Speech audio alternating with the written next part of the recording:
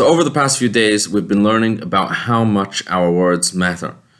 If a person takes upon themselves a verbal commitment to do something or not to do something, they are considered religiously obligated to keep their word. It's not only a good thing or the right thing for them to keep their word, but as we learned yesterday, they have a mitzvah. They have a religious obligation. They must fulfill their word.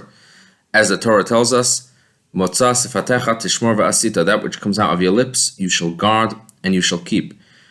You see, the Torah considers a person's word to be binding from the moment a person expresses his thought verbally. The moment he verbally expresses his thoughts, the Torah considers it as though he's made a vow, as though he's promised to do it, and from that moment he must fulfill his promise. He has a mitzvah to fulfill his promise, and if he violates that, as we will learn tomorrow, he's in violation of a biblical prohibition. Now, the word for this in Hebrew is called a neder. Neder literally means a vow. So practically speaking, what this means is, say for example, if a person says, tomorrow morning I will go to this and this place. The moment a person expressed his intention in words, then the next day he must travel to that place. The same thing is, if a person says, I will give this and this amount of money to charity, the person is then religiously obligated.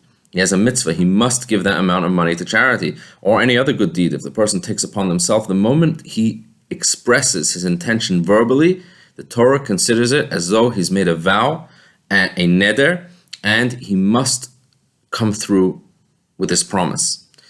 Now this is why you may have heard the expression beli neder, which literally means without a vow.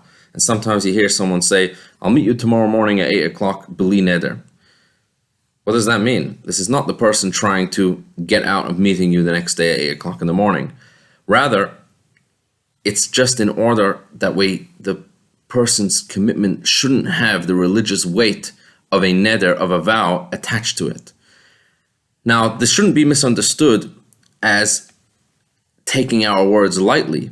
It's the exact opposite. It's because we take our words so seriously, because we realize that the Torah takes our verbal commitment so seriously and considers it to be a vow, that's why we are careful to say beli neder, because we do not want that our word should have such religious weight attached to it.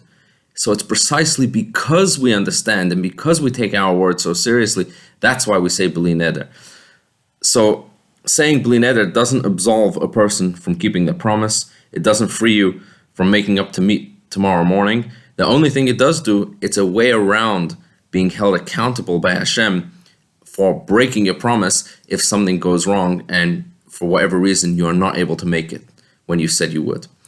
That is what a neder is, and that is why we have beli neder, when we say, I intend to do it, but I don't want it to be considered a vow. So once again, thank you very much for joining this series, and beli neder, we will continue to learn together until we complete the entire series. Have a wonderful, wonderful day.